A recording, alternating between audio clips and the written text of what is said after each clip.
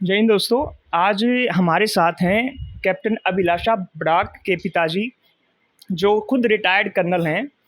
आज हम इनके बारे में जानेंगे कि अभिलाषा बराक ने कैसे कि फर्स्ट आर्मी एविएशन में फर्स्ट हेलीकॉप्टर पायलट जो कि एक वुमेन है, और इन्होंने 2018 में ओटीए अफसर ट्रेनिंग एकेडमी चेन्नई से पास आउट हुई, और उनके बाद इन्होंने 2021 में जनवरी 2021 में आर्मी ने यह प्रपोजल निकाला कि we are going to induct the women into the helicopter and pilot aviation corps. So हम जानेंगे कि कैप्टन अभिलाषा की जर्नी कैसे रही उनके पिताजी से। सर, देखो जी, अभिलाषा एक आर्मी बैकग्राउंड से हम आर्मी बैकग्राउंड से आते हैं। अभिलाषा का जन्म 14 अक्टूबर 1994 को वेलिंगटन, तमिलनाडु में हुआ था, और इसका बचपन ज़्यादातर कैंटोनमेंट में ही बीता है। इसका जो बेसिक स्कूलिंग हुआ है एक लॉरेंस स्कूल सनावर है कसौली में, उसमें हुआ है।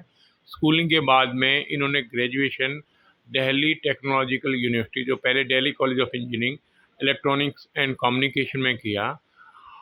उसी ग्रेजुएशन के दौरान ही इनका प्लेसमेंट डेलॉयट यूएसए में हो गया था, जो एक मल्टीनेशनल कंपनी है। इसने 1 साल में उसमें काम भी किया, पर इसका रुझान, क्योंकि इसका बचपन जो है मिलिट्री एरिया में बीता है, तो इसको फोर्सेस और आर्मी यूनिफॉर्म से ज़्यादा लगाव था। ये 2 बार इसका एयरफोर्स फाइटर पायलट के लिए चयन भी हो गया था, ये फाइटर पायलट एयरफोर्स में। पर इनकी हाइट, फाइटर पायलट की हाइट कम थी, तो फाइटर पायलट नहीं ज्वाइन किया। पर इसने फिर भी अपना जो लक्ष्य था उसमें लगी रही, और इसके बाद में इन्हें आर्मी ज्वाइन कर ली। और आर्मी में भी ये इनका प्रदर्शन बहुत अच्छा रहा। 280 कैडेट्स में से इनका 6वां नंबर था। ये सुपर ब्लॉक में थी, और ये स्वॉर्ड ऑफ ऑनर के लिए इनका नाम लिया गया था। इसका रुझान फ्लाइंग के लिए था, तो इनको आर्मी एविएशन कोर के अंदर इनका चयन हुआ, नॉमिनेशन।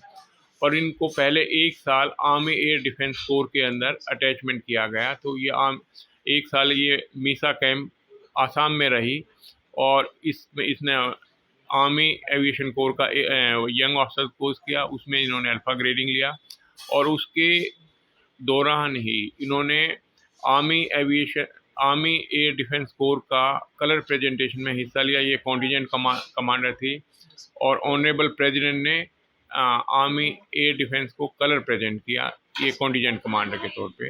इसके बाद में ये आर्मी एविएशन सेंटर नासिक में आई। इसके बाद ये इन्होंने एयर ट्रैफिक कंट्रोलर के लिए इनका हुआ था, तो इन्होंने air traffic control air force academy Dindigul से किया। उसमें भी इन्होंने बहुत अच्छा प्रदर्शन किया, 75.6% मार्क्स लिए। उसके बाद में 2021 में आर्मी ने या गवर्नमेंट ने ये परमिशन दे दिया कि अभी लेडी ऑफिसर भी जो है फ्लाइंग के लिए अप्लाई कर सकती हैं। तो पूरे इंडियन आर्मी में 15 लेडी ऑफिसर को शॉर्ट लिस्ट किया गया। उसमें 2 लेडी ऑफिसर को फाइनली ट्रेनिंग के लिए चुना गया। 2 लेडी ऑफिसर में ये पहली लेडी ऑफिसर है जो सक्सेसफुली इस कोर्स को कंप्लीट किया, और इसने 2 ओवरऑल बेस्ट स्टूडेंट रही। इनको फ्रेंचर ट्रॉफी मिली, और जो झांसी में इनका लैग था उसमें ये ओवरऑल बेस्ट स्टूडेंट थी, ओवरऑल ग्राउंड सब्जेक्ट में, और ओवरऑल बेस्ट थी। इनका प्रदर्शन बहुत अच्छा रहा। ये एक खुशी की बात है। हमारी जो रूट्स हैं, हम गांव से जुड़े हुए हैं, और हमारा पूरा पारिवारिक संबंध है गांव से। तो सबसे बड़ी ये देन बाड़न गांव की है कि बाड़न गांव की लड़की पहली इंडियन आर्मी की और पहली देश की कॉम्बैट एविएटर बनी, क्योंकि ये अटैक हेलीकॉप्टर है। इसके अंदर फिजिकल, मेंटल और अलर्टनेस बहुत हाई ऑर्डर की है। पहले ये सोचते थे कि शायद लेडी इसके लिए फिट नहीं है, इसलिए लेडी को चयन नहीं होता था, पर अब ये लेडी के लिए खोल दिया, और ट्रेनिंग में सक्सेसफुली ये कंप्लीट किया। ये गर्व की बात है।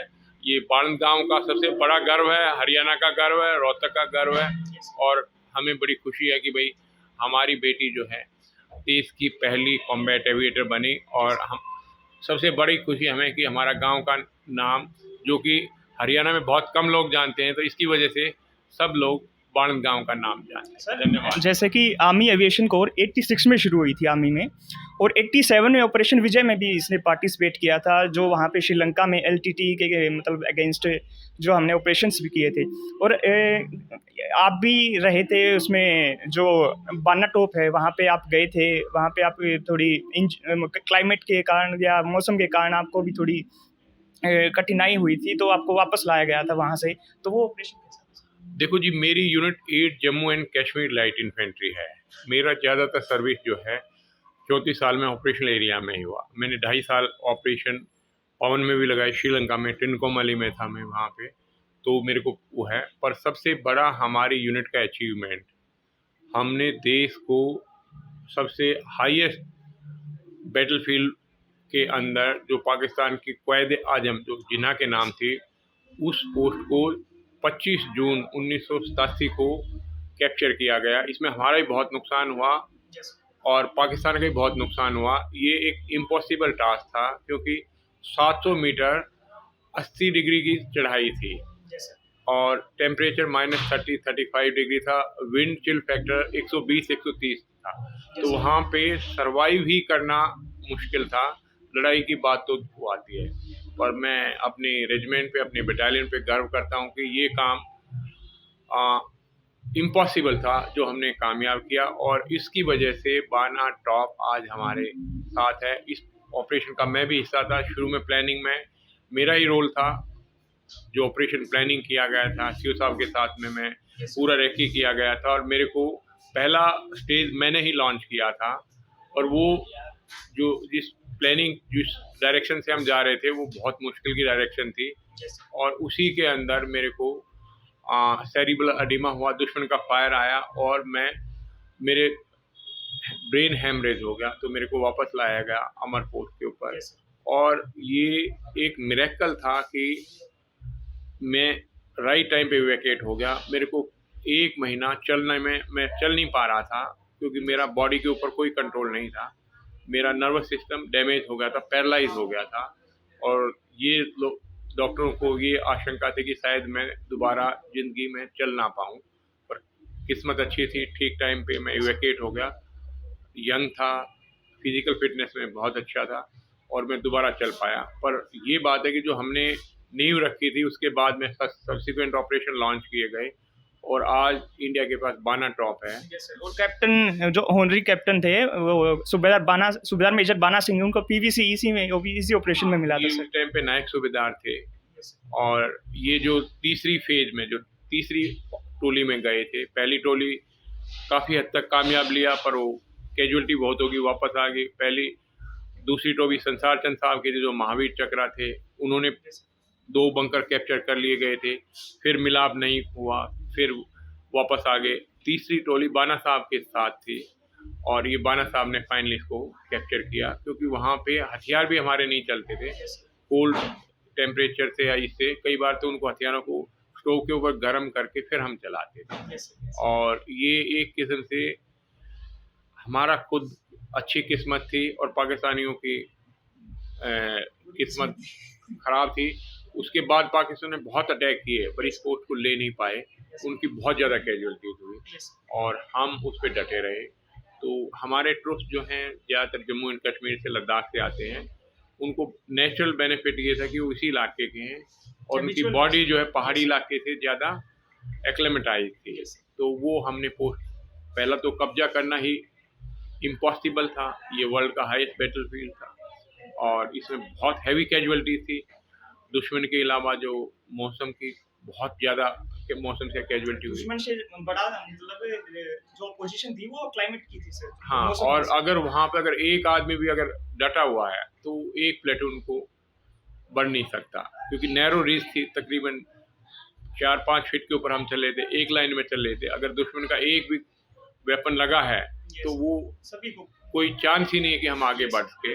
पर ये हमारी खुदकिस्मती थी। आर्टी शेलिंग बहुत अच्छा इफेक्टिव था, तो हमने ये पोस्ट कैप्चर कर ली। और ये बाना टॉप आज भारतीय इतिहास में हाईएस्ट बैटलफील्ड है और आज पाकिस्तान को यही दिखाते हैं कि बाना टॉप हमने आपसे ले लिया, क्योंकि बाना टॉप का नाम पहले क़्वाइद आज़म था, जो मोहम्मद अली जिन्ना इनका फाउंडर फादर था, उसके नाम पे था। और आज एड जैकलाई की वजह से ही बाना टॉप या पाकिस्तान के कायदे आजम पोस्ट हमारे पास है, जो अनइमेजिनेबल अनथिंकेबल ऑपरेशनल टास्क था जो हमारी यूनिट ने पूरा कर पाया। मैंने बहुत गर्व है मेरी यूनिट के ऊपर कि मैं उस यूनिट में पैदा हुआ जिसने हाईएस्ट अवार्ड है जो पोस्ट इंडिपेंडेंट के बाद में परमवीर चक्र है, अशोक चक्र है, महावीर चक्र है, हर टाइप का अवार्ड है और सबसे हाईएस्ट डेकोरेटेड पलटन है। सर अभी जानेंगे कि वुमेन अफसर्स को 92 में इंडक्शन हुआ इंडियन आर्मी में। उसके बाद फरवरी 2020 में उन्होंने सुप्रीम कोर्ट में केस किया कि उन्हें परमानेंट कमीशन दिया जाए, और उसके बाद जो पिछले साल है उन्होंने सुप्रीम कोर्ट में दोबारा फरियाद लगाई कि एनडीए जो नेशनल डिफेंस एकेडमी है उसमें इंडक्शन हो वुमेन्स का। तो अभी तक मतलब आर्मी में भी ये बात चली होगी कि डायरेक्टली सुप्रीम कोर्ट में नहीं गए होंगे, तो आर्मी में उन्होंने उनकी बात को एक्सेप्ट नहीं किया गया या क्या कुछ था सर? नहीं, देखो ये पहले जो वीमेन का इंडक्शन हुआ, क्योंकि वर्ल्ड ओवर हर एक आर्मी के अंदर वीमेन एंट्री है, यूरोप में स्पेशली, यूरोप में मैन पावर की कमी है, तो इसलिए वीमेन को एक पार्ट है, per unit basically logistic support और सपोर्ट के रोल में थी। हमारा भी वही था। कॉम्बैट में हमारा आर्मी वीमेन को नहीं किया गया था क्योंकि हमारा कल्चर और यूरोपियन कल्चर में काफ़ी फ़र्क है। हमारे ट्रूप्स बेसिकली रूरल बैकग्राउंड से आते हैं और जेंडर बायस हैं, और अभी भी कॉम्बैट रोल में आर्मी का गवर्नमेंट के परमिशन दे रही कॉम्बैट रोल में जाएंगे, इसलिए अभी एनडीए बैच शुरू हुआ है। मेरी समझ में 20 या 22 कैडेट्स, लेडी कैडेट्स हैं जो ट्रेनिंग कर रहे हैं। एनडीए बहुत हार्ड ट्रेनिंग है, 3 साल की ट्रेनिंग है, और अच्छी बात यह है कि वहाँ पे जैसे ऑफिसर ट्रेनिंग अकेडमी है, लेडीज़ कैडेट का अलग कंपनी है, वो अलग से ट्रेनिंग उनका रहने का खाने का ही है। अभी बताया गया कि एनडीए में ऐसा नहीं है सर। नहीं है, एनडीए के अंदर जो है बैरक कॉमन है, कैरिकुलर में एक्टिव कॉमन है, वो एज ए जेंडर डिफरेंसेस नहीं है, वो कैडेट है, वो मेल कैडेट और फीमेल कैडेट में कोई फर्क नहीं है। और हमें आशा है कि तो आगे वाले मेरा क्वेश्चन था कि सुप्रीम कोर्ट को अप्रोच करने की जरूरत क्यों पड़ी सर? अगर वो आर्मी में ही वो सॉर्ट आउट हो जाती तो वो सुप्रीम कोर्ट में नहीं जाते सर। पहले परमानेंट कमीशन के लिए गई सर, उसके बाद वे एनडीए के लिए गए सर। तो इसकी देखो जी, ये पॉलिटिकल क्वेश्चन है, इसका मैं जवाब नहीं देना चाहूँगा, ये देश की नीति है। पर जो इनिशिएटिव लिया गया था वीमेन ऑफिसर्स को इंडक्ट करने के लिए, तो वो भारतीय सेना का या हर एक हमारा एयरफोर्स और आर्मी का था। ये सुप्रीम कोर्ट का या गवर्नमेंट को फोर्सेस ने ही सुझाव दिया था। हमारी हमारी ये कि अभी तक हमारी सेना में except CMP women officer army officers हैं, वो जो सोल्जर रोल में नहीं आई हैं, तो उसमें टाइम लगेगा शायद, अभी आगे शायद और आए तो सोल्जर रोल आप कैप्टन मिक्सअप हो जाए जैसे ये है, पर इसमें टाइम लगेगा। सर आप कैप्टन बड़ाक के फ्यूचर कैप्टन बड़क के फ्यूचर में मतलब एविएटर करियर में आप क्या देखते हैं? देखो, एविएशन जो है टेक्नोलॉजिकल आर्म है, इसका अभी यूक्रेन रशिया वार में भी है कि ड्रोन का और अटैक हेलीकॉप्टर का रोल बढ़ा है, काफ़ी बड़ा है, और आगे फ्यूचर में भी हमारी भी आर्मी जो है स्पेशली अनआर्म्ड व्हीकल हैं, ड्रोन्स हैं, अटैक हेप्टर्स हैं, इसका स्कोप आगे वाले फ्यूचर वार में ये डिसाइसिव फैक्टर होगा, और जो टेक्नोलॉजिकल वार में जिसका एज होगा वो फोर्सेज। जैसे सर 2018 में जो फ्लाइंग अफसर अवनी चतुर्वेदी थी, उनके साथ भावना कंठ और एक और अफसर थी, उनको फ्लाइंग मतलब जो फ्लाइंग में उनको फाइटर जेट उड़ाने की परमिशन मिली, उन्होंने ट्रेनिंग कंप्लीट की, उसके बाद नेवी में हुआ और उसके बाद आर्मी में हुआ। ये तो मतलब आप इसको किस तरह से देखते हैं, किस नज़रिए से देखते हैं? देखो, ये प्रोग्रेसिव स्टेप है, क्योंकि आर्मी के अंदर विमेन और मेन में कोई फ़र्क नहीं है। अभी जैसे एयरफोर्स में हर जो ट्रेड है वो विमेन ऑफिसर कर रहे हैं, फाइटर में भी हैं, फ्लाइंग में भी हैं, ये इसीलिए नेवी में भी हैं। नेवी में भी सबमरीन में वारशिप पे विमेन हर ट्रेड में आ सकती हैं।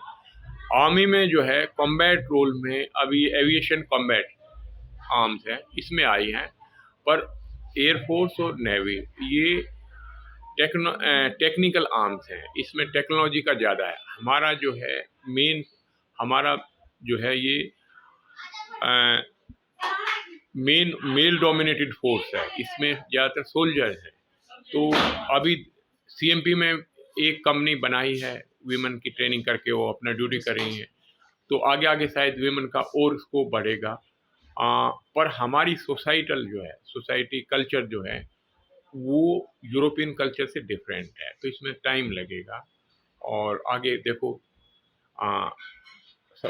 वीमेन जो है हर जगह अच्छा कर रही हैं, फौज में भी बहुत अच्छा कर रही हैं, और आगे वाले टाइम में इनका फ्यूचर ब्राइट होगा और देश की सुरक्षा में वीमेन का उतना ही अहमियत होगा जितना मेल कैंडिडेट का, मेल अफसर का है या मेल जवान का है। तो ये थे हमारे साथ कैप्टन अभिलाषा बड़क के पिताजी, जो खुद कर्नल रिटायर्ड हैं इंडियन आर्मी से। उन्होंने बताया कि कैप्टन अभिलाषा की जर्नी कैसे रही, उन्होंने आर्मी ज्वाइन करने से पहले क्या क्या किया, आर्मी ज्वाइन करने के बाद उन्होंने क्या क्या किया, और वो पहली फाइटर जो हेलीकॉप्टर पायलट हैं इंडियन आर्मी की।